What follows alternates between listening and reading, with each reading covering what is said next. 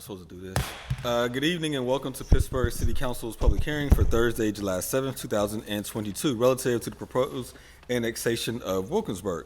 Would the clerk please read the subject of the hearing? Today's public hearing will be on the proposed Wilkinsburg Borough annexation by the City of Pittsburgh. We don't have any presentations for today. So what we're going to do is go directly into the registered speakers. And our first registered speaker is Renee Dolney. Hello, Councilman Lavelle. Hello. Good to see you again. My name is Renee Dolney, and I am a Wilkinsburg resident. And I think that I have been to every single one of these hearings. And the reason I'm here is I'm asking you to vote against annexing Wilkinsburg. I see here that there is still this handout, and we have asked you repeatedly not to base your decisions on it and not to use any of this data. This is the, quote, Wilkinsburg Municipal Consolidation Study that was sponsored by the WCDC, paid for also by the WCDC. In fact, they spent a fortune of money that could have been used for community development on this study. So I brought up the WCDC, and that wasn't how I was going to start, but I will go ahead and talk about this. So this is being pushed by a single organization in my community, the Wilkinsburg Community Development Corporation, which has never been an actual community-based organization. This organization was founded by Bill Schenck, who's a banker, and he founded it the same year that he founded a bank called Tri-State Capital. I think it's clear to every observer who is watching this that the real impetus and that the real beneficiaries of annexation will be the developers and the bankers, including the man that I just mentioned. So, and I think one of the issues that keeps coming up is that Wilkinsburg needs help, and again, this is why I have a problem with this study. We don't actually need help. We love our services. We have a better school system in the City of Pittsburgh. We have a better Department of Public Works than the City of Pittsburgh. We have more libraries per capita. We have 2 libraries for our small 2.3 square mile borough. We have multiple parks. We're surrounded by green space. So we don't really need any help with our services. And financially, we are quite secure. So again, the push for this is not coming from inside the community. It's really clear that it's that development coming down from Bakery Square that's coming through Point Breeze, and now they want to pick it up in Wilkinsburg, and the residents don't want this. And what I'm asking you to do is to ignore this naked land grab gentrification push and to really think about redeveloping in a way that's more responsible. Pittsburgh is now considered, or in 2020 was considered, the 8th most gentrifying city in the nation. And that is something that should give you guys pause. Wilkinsburg needs to be a good city and not just a great city. Or rather, Pittsburgh needs to be a good city and not just a great city. To push low-income people out into the surrounding communities, like where they can afford it, like Turtle Creek, like McKeesport, that's not fair to these small communities that don't have the resources that the City of Pittsburgh has. So I'm really asking that you do not fall sway to the pressure from the developers and the bankers to just continue this gentrified development down Penn Avenue, which is clearly what's behind this push for annexation, and to rethink development in a way that is equitable and just and beneficial for the people who already live in these communities. Thank you. Thank you. Our next registered speaker is Michael Milberger. Is Mr. Milberger with us? Apparently not. Our next. Oh, he's online. I apologize. Yes, we hear you. Okay. My name is Mike Milberger. I've been a resident of Wilkinsburg for 21 years. I own a house here. I'm the chairman of the Parks and Recreation Advisory Board. We renovate playgrounds and provide summer recreation. I'm also the Democratic Committeeman in Wilkinsburg 3-2. The residents of Wilkinsburg will decide whether it's attractive to join you all. It's not your decision to make about whether Wilkinsburg wants to do it. Hey, I'm not a developer or a big landowner. So I'm just going to focus for a second on the advantage to the city, because I think that's where you should be making your decision for the city and the residents. One, garbage collection. We pay for you guys. It works real well. We merged our fire departments. That has worked excellently, and my understanding is that we have a huge, long fire truck that can actually reach places like East Hills and Homewood quicker than, I believe, the large truck in East Liberty. Half of our students now go to Westinghouse. We're helping keep Westinghouse open. All these garbage, fire, school district are all good union jobs in the city of Pittsburgh, and I think that's an attraction. I think long-term will be attractive for the city because we have 3 entrances to the parkway. We have the Churchill, the Wilkinsburg, we have the Edgewood, and we have the busway right through. I've been a part of this group from the beginning. I'm not a member of the CDC. And part of my concern is that, what would happen to our residents if we merge into the city. Our food, I just drove around the borough yesterday. There's a ton of little middle-class housing still available in Wilkinsburg that I think can be rehabbed for our residents. And I think that would be able to keep people here. And long-term, will Wilkinsburg rebuild? Yeah, but it will be slow. There's only so many nice white people in the world in Pittsburgh. I think it will probably go more like Garfield, which is just starting to move up the hill in Garfield, where I lived for 10 years. And if we make this decision, we decide to come with you, there's going to be a lot of state and foundation support for this, because the feds and the state have known since the 70s what's happening with these small urban, suburban boroughs.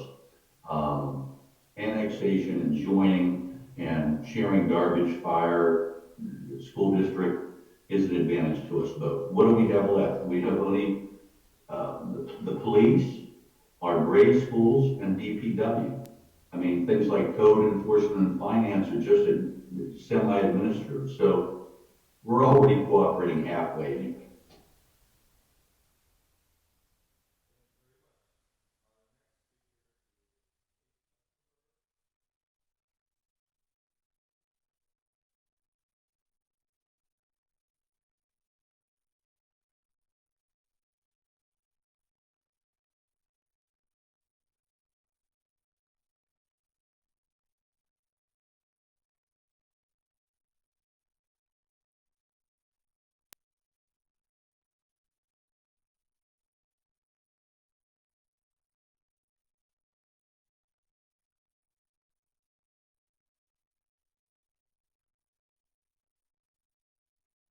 Oh, I'm sorry. My microphone was muted. They didn't hear me calling you, Miss Luxembourg. I apologize, Miss Luxembourg. Oh, hello. Can you hear me? Yes, ma'am, we can. I apologize. Very good. I can't hear myself. First of all, I want to inform you, here's news. The school board met just before the beginning of the school district fiscal year, at the end of June, met and lowered the school district tax millage by 2 mills. This is the 4th decrease in school district millage in 10 years in Wilkinsburg. I can understand why this is. We are not operating the high school building anymore, and that must have been very expensive to operate. The elementary school kids were in there while Turner, the school that had gone back to, was being refurbed. And so that's no longer operating. School district budget's really complicated. I'm not an expert on it, but the takeaway is if we're in such drastic shape and our tax base is steadily declining, how is it that our responsible school board was able to lower the millage by 2 mills? Please don't forget that that happened. I want to say, in response to Michael Milberger, that yes, absolutely. What this is all about for me is these modest, middle-class, fairly small houses, like in the Princeton Park area, which was built right after World War II. Those are the smaller houses in Wilkinsburg, and they are ideal as affordable houses. They're still viable. There's still years of life left in these houses if they're properly maintained. And the question is, who is going to control this development? Are the decisions about this going to be made downtown at the URA, or are the decisions going to be made at 605 Ross Avenue in Wilkinsburg? I want the decisions to benefit our residents now, instead of targeting a different population, to be made in Wilkinsburg. I want us to remain independent. Thank you. Thank you. Our next registered speaker is Joseph Papa. He's here.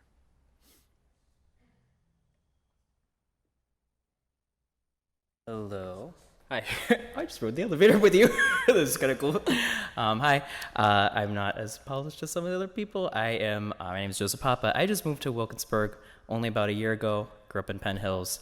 I'm a city school teacher, and my partner works in HIV medicine. So we're younger middle class people. And one of the things that I've been thinking about a lot is the tax burden. It is intense in Wilkinsburg. Our millage rate is really high.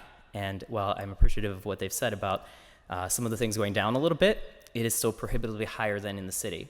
And something that I've been considering as you think about these high millage rates is, if you have a really high property tax burden with the inflated real estate values that we've seen all across Allegheny County, and especially in those like East End kind of communities lately, who is able to buy? Well, it's people with super high incomes who can afford that property tax and want the lower income tax.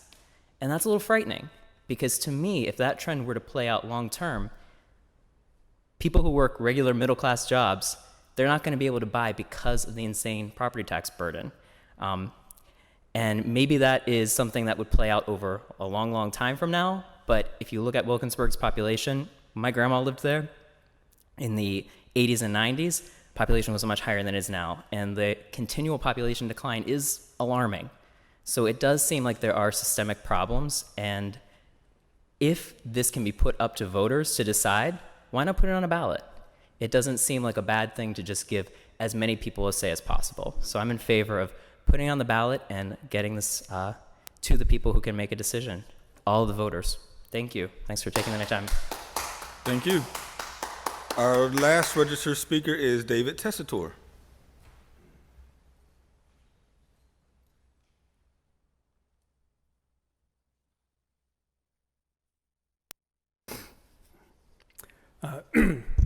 Good afternoon. There is a study here that supposedly shows all sorts of benefits that have been had by merging or the takeover of various services, fire, garbage, and whatever the other was. The point being that those benefits are already in place.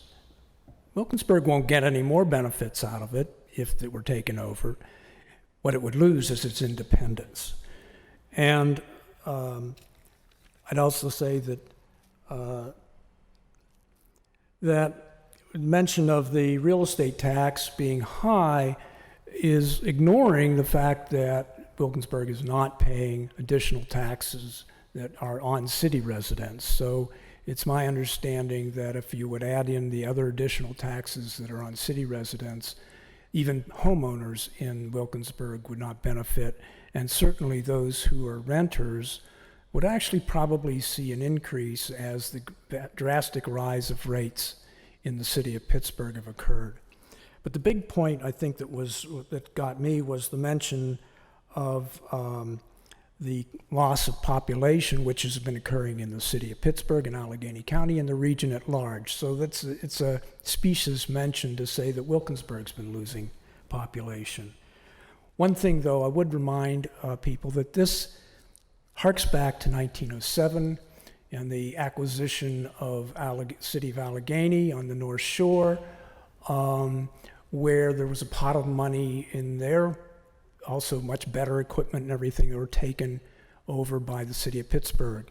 It's my understanding that Wilkinsburg actually has a surplus in its budget and not a minus, and that seems to be one of the attractions, plus adding population for the purposes of getting federal benefits. I think that's a minimal reason for anybody in city government to look at this. I think you need to look at the fact that this is another step in the incremental metropolitanism that has been pursued by the Allegheny Conference. And I should remind you that back at the time when Bob O'Connor first ran for mayor and won his primary, that the big thing of the discussion was eliminating the city of Pittsburgh into the county, and every other candidate in the primary was in favor of it except for Bob. So that would create a lot of problems, a lot of transformations in your districts just by bringing them in right away because of the redistricting that would have to take place, and the stepping into the agenda of the Allegheny Conference, which has been to eliminate the city from its beginning. Thank you. Thank you. That exhausts our list of registered speakers. If there's anyone else with us wishing to speak today, please come forward. Provide your name, neighborhood for the record. You'll be given 1 minute to speak.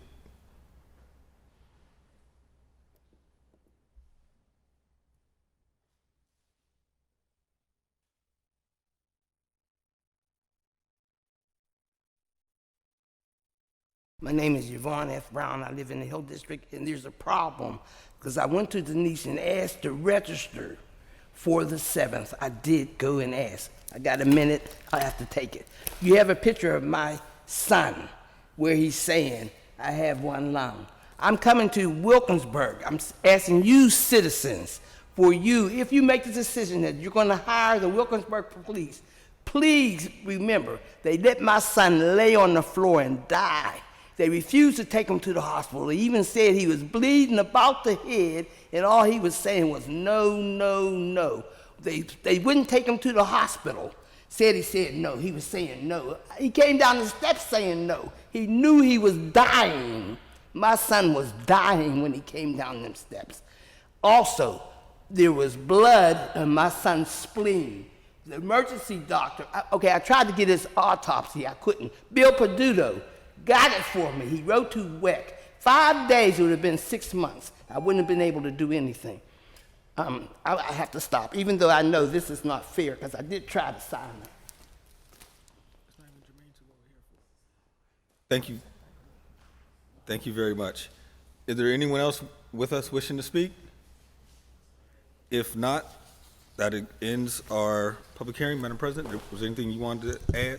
Well, I could add a lot, you know that. But I think Ms. Brown, I'm going to say, brings up some valid points that we need to at least look into. I mean, if we do absorb Wilkinsburg, what will the training be for the police and fire and EMS and all those services? I think we need to know that. I think some people deserve the answers to that, including our own police officers.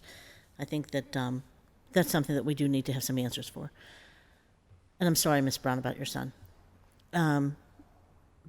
But that's one thing. But I do think that we need some numbers. I think we need some more numbers and a better understanding of what the impact is to the city of Pittsburgh. I say this over and over again. I'm concerned about the city of Pittsburgh as a whole. I know we need to grow. I know we need to increase our black population, but we want to increase our black population in a way they want to join into the city of Pittsburgh, not where they're forced into the city of Pittsburgh. And I think that we have a lot to offer. I hope that that people will figure out a way that we can work together across the city, across the county.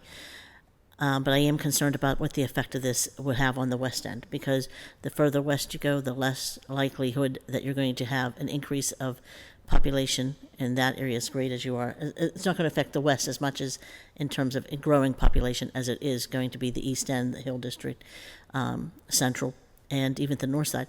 It's going to affect the west a lot more, at least. But in the end, it will have a bigger effect on the west because we'll have less people again, or I would say less power than we do now, and that's not very much power right now. So I think the West End needs a voice, not just my voice, but they need a lot of voters, and they need a lot of help as well over there. And I'm grateful for the attention and the help that we do get, and I think our colleagues have been amazing. But I do think that there's some answers that we need to know the effect it's going to have on the West, across the city of Pittsburgh as a whole, and the West End. Any detrimental effect it might have, we need to know. But we also need to know what the training would be like for employees that we absorb and how we do that. And I know you're doing a great job chairing the meetings. I do want to thank you for that. I think you're doing a lot to get information as council members ask So I appreciate that. I appreciate you sharing that. You're doing a lot and wearing a lot of hats lately, doing a lot of different meetings. So I appreciate that. I do appreciate Reverend Burgess, Councilman Coghill, and Councilwoman Gross also serving on the committee, on the task force. So I want to thank you all for that. But I hope that we get some additional numbers and some information. I'll send a list of what I'm looking for. Thank you. I'm sorry. Councilman Strasburger, is there anything you wanted to add? Thank you, Mr. Chair. I will reserve most of my comments and questions until after we receive the feedback from those who are pulling together more numbers and answers to council members' questions, as the council members well know that we're in the midst of doing, and there are a lot of unanswered questions that we currently have. And once we have those, I think we will have the ability to have a more fleshed out and full discussion, and have the discussion that we deserve and that leadership in Wilkinsburg deserves to have when we meet with city council members, hopefully school board members in Wilkinsburg, and the mayor and their leadership team. So I'll reserve most of my questions and comments on the specifics to that, but I am also looking forward to getting those that data and that information that we can use to base, in addition to, I want to say that this process hopefully is data informed, but not data driven. It's data informed, but it's not the only piece of information informing our decision. That we're also, listening to those who are speaking at these hearings and who are contacting our offices, which is another huge piece of it. So I want to thank everyone who continues to and has come out to these hearings, and I want to continue to hear from both Wilkinsburg residents and from Pittsburgh residents on this matter. Thank you. I just want to clarify that I know that we already have the fire. We know that the training is from our firefighters, and we also do the refuse collection in Wilkinsburg. So I want to clarify that what I'm really looking for is how the training will the officers in Wilkinsburg be trained as well as our officers in Pittsburgh are trained. And so I want to make sure that people understand that they are trained. And our police respond to their calls as well. And our police respond, well, now, when did that start? Well, I think they partner with them, but they have their own police force, right? They have their own police force. So I think they partner with them. And just as we do with McKees Rocks, and I can tell you, we do it in Crafton, Ingram, McKees Rocks, we do it all over our district, but nobody, in my opinion, is trained as well as our Pittsburgh police. So I just want to say that I think that if we're going to absorb other people, we need to make sure that the training is as the same caliber as our local force. Okay. And I'm sure Wilkinsburg is good for Wilkinsburg, but for Pittsburgh, it's a bigger area, so. Thank you. I will simply thank everyone who has participated in these hearings. I hope to have the report to council within the next 2 to 3 weeks.